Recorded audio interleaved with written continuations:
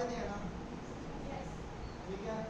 या number use कर दीजिए तो कोई मसला नहीं है, ठीक है। ईमेल बनाने के लिए मैंने काफी वीडियोस अपलोड की पर यूट्यूब में डिलीट कर दी, ठीक है।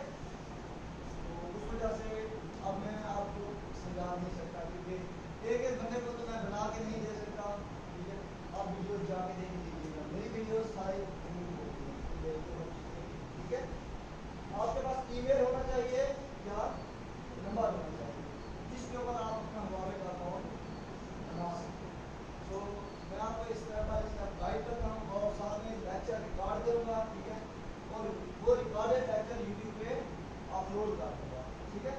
वो अपलोड वीडियोस आप लोग घर जाके देखनी है, अगर किसी को कुछ समझ ना आए तो, ठीक है।